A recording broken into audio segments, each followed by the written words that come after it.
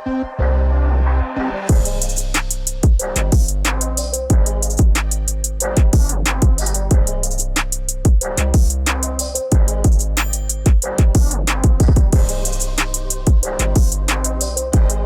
for the last week, I've been driving a Chinese car. This is the GWM tank. And I absolutely love the name. I think it's so cool that they just called it a tank and not like a CB27C or something weird like that. GWM tank is great. This is the Tank 300 HEV to be specific. So we're going to do a sort of a tech review on this car because there's quite a lot of tech happening in this vehicle. On the outside, there are a couple of cool tech features. It's got keyless entry, which is lacquer. The key is quite small and there's no kind of way to hook it onto a key ring. So you have to carry the key separately, but it's kind of okay because it's all keyless. It has a start button. You just kind of keep the key in your pocket. You jump into the car. To unlock the door though, you have to pull on it. Now I've had a couple of issues where you kind of pull on the door handle like nothing happens, or there's a sort of button that you press to lock it, but it's not really a button, it's like a touchpad. So if you grab it with your thumb, you kind of unlock and lock at the same time, and it gets itself a bit in a muddle. The mirrors fold in, so at the very least you can see that it's locked or unlocked, but then you just kind of have the mirror folding in and folding out and folding in and folding out, which is less than ideal, but nonetheless. It has LED lights in the front and at the back, and I quite like the light cluster setup on this car, specifically the daytime running lights. We'll get to that beeping in a minute. Specifically the daytime running lights. The daytime running lights wrap around the side of the vehicle, so you can kind of see them from the side profile, and they sit bang in the middle of the round light. I think from a design perspective, that's great. LED lights, as I said, come standard with this vehicle. Let's talk about the design for a second. I know it's not tech related, but this kind of looks like a Jeep, kind of looks like a Hummer, but kind of doesn't look like either. I do like the design. I do like this sort of square boxiness of the vehicle. It looks really cool. And coming in at 850,000 Rand, that's the current price. Coming in at that kind of price point, there's not a lot under R1 million in South Africa that gives you as much car as this does. And this is actually a stonkingly good car. I've really, really enjoyed it. But let's dig into the tech. So let's start with the obvious elephant in the room. It is an HEV. It's got a 2-litre petrol engine. The battery in the vehicle adds about 90 kilowatts. So the 2-litre engine version with no battery comes in at about 165 kilowatts.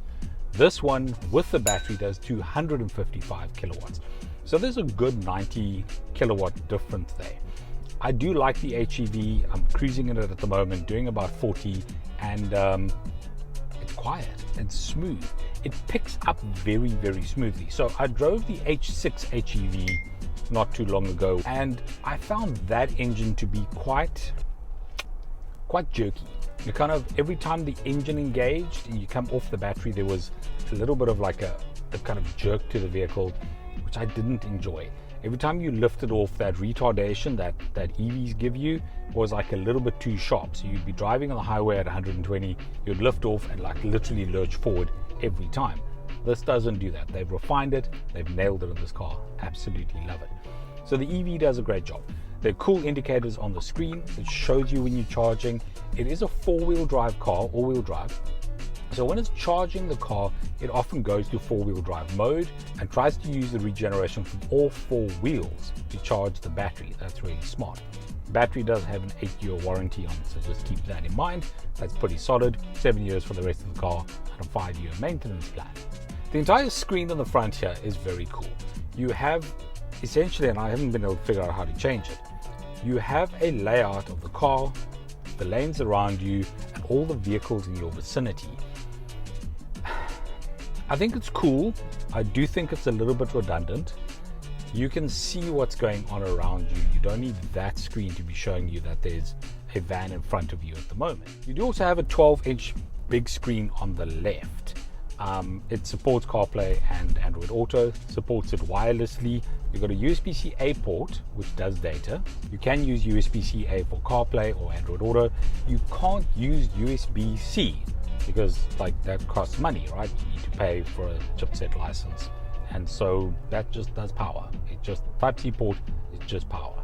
You have an inductive charging mat. It is a key charger, so it does a pretty good job of not overheating your phone. I drove a Cherry last week where the phone got terribly hot. I don't think it was a proper key charger. So this is a key charger. It does a great job of maintaining your charge, maintaining your phone temperature. Absolutely love it. You have a range of off-road modes. You have all-wheel drive mode. So there's no two-wheel drive mode. There's just an all-wheel drive and a 4-low. So those are two options you have. And as I mentioned, there's a range of other settings. This gear lever is actually quite funky. I love the shape and the design.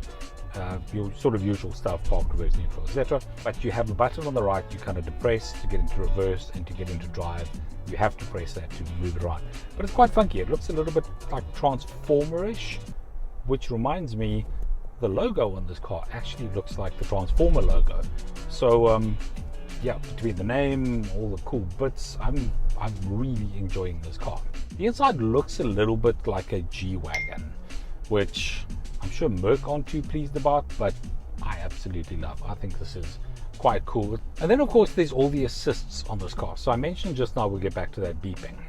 It has an automated speed recognition system which lives up in the top here. So that scans as you pass any kind of speed signs.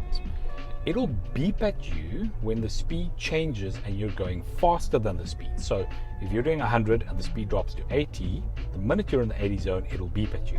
Every time you drop below the speed and then come back over the speed, it'll beep at you. Driving down the road like I was now, it's a 50 zone. I'm kind of doing 48 to like 55 depending on the traffic.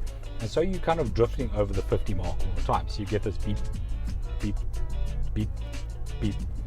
You'd think it'd be annoying, but it's a soft enough beep that, well, it's not actually that annoying.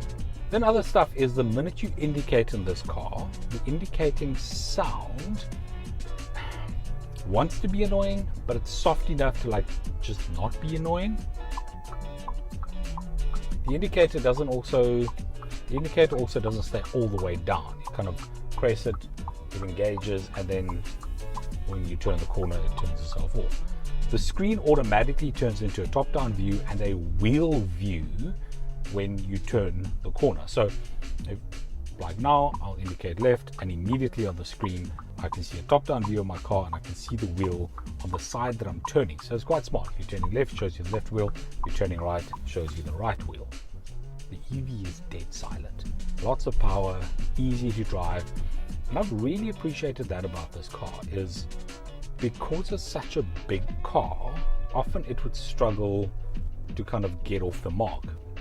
You know, you have 160, 180 kilowatts on a car, you stop at a stop street, you engage first, you pull away, and it just has to like build that power before it kind of goes. And then you almost have like a bit of a lurch when you do actually get off the mark. It's always sort of it's a bit clumsy, if I'm honest. This is great. The EV system in here just means when you roll off the line, it's smooth. You have about 90 kilowatts right at your disposal. It's enough to get up to speed. And if you get to 30 or 40 kilometers an hour and you need more power, like, the power is immediately available. Radar guided cruise control built in. It lives on a stalk in the back. You've got 2 stalks here. I will say something about this thing ergonomically though. The indicator and wiper stalks behind the wheel are actually badly positioned. You kind of struggle to see them. So even if you lean over, you have a flappy paddle which kind of sticks up a little bit, so you can't actually see the stalks. You can't see what's written on it if you're new to the car and trying to figure bits and pieces out. But I think once you know what it is, once you know what all the buttons do, like, you don't need to see it, and then you're okay. Multifunctional steering wheel, volume controls on the left, and obviously your screen controls on the right, as per usual. Interesting non-tech detail. There's an analog clock stuck in the center of the dashboard here. And I mentioned this to a friend. He's a bit on the older side. And I said to him, that's for old people. And he immediately shot back and said, it's so small, it's not for old people, because they couldn't see it anyway. So it's just a really cool retro feature, I guess.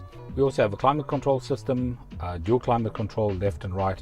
There's an extra charge over there. You've got some cup holders, all the usual bits and pieces that you'd expect in a 4x4.